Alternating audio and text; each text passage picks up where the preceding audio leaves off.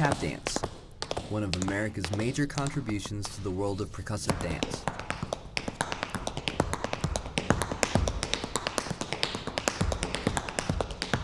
Born out of the melding of African and European dance traditions.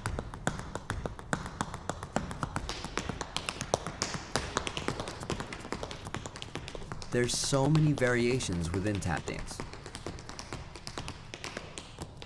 As many approaches as there have been tap dancers. And there have been a lot.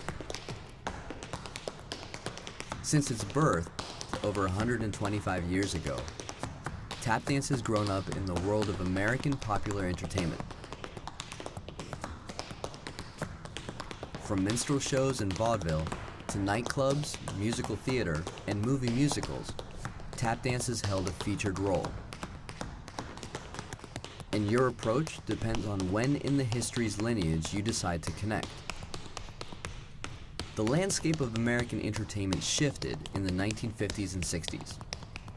Big bands became cost prohibitive, rock and roll was becoming the popular music, and American musical theater moved towards a format incorporating ballet narrative rather than the extension of variety shows that it had been in the past.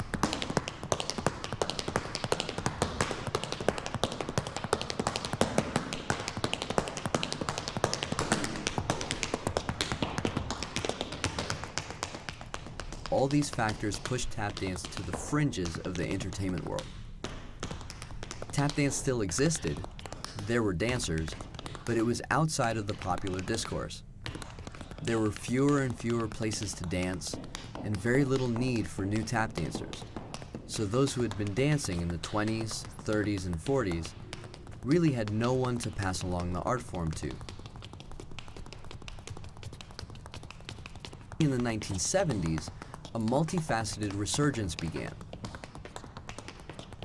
Modern dancers became interested in the older tap dancers, drawing them out of retirement to teach.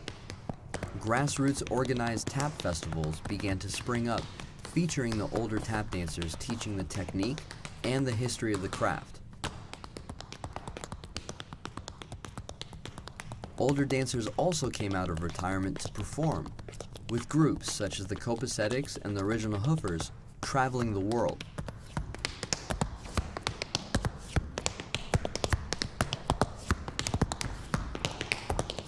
Even Broadway regained interest in the form, with Gregory Hines becoming a public figure for tap dance on the stage and in feature films.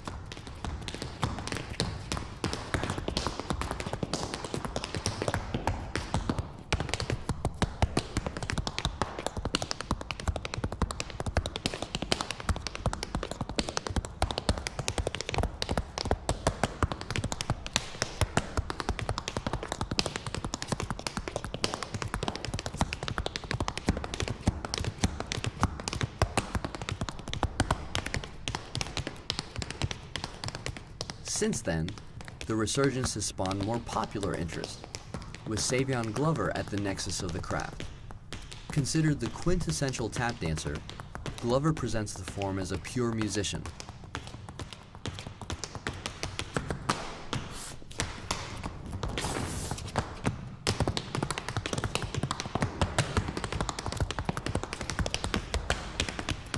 Since the 1990s, and thanks in large part to the work of Savion Glover, we've seen a rise in young people's interest in tap dance.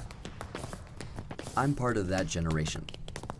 Today, as we begin to rediscover the craft, we continue to look back and take examples of what tap dance was from past generations, at the same time discovering our own unique approaches.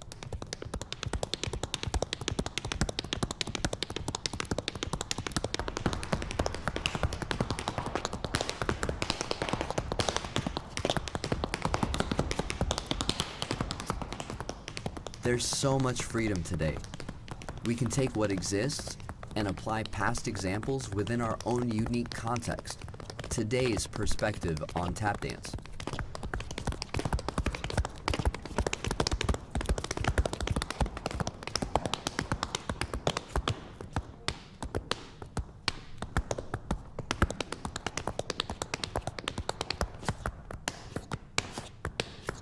It all really boils down to two pieces of metal on a leather-soled shoe. The wood to dance on, an audience to watch and listen, and something to say. It's the balancing of these elements that is a tap dancer's craft work.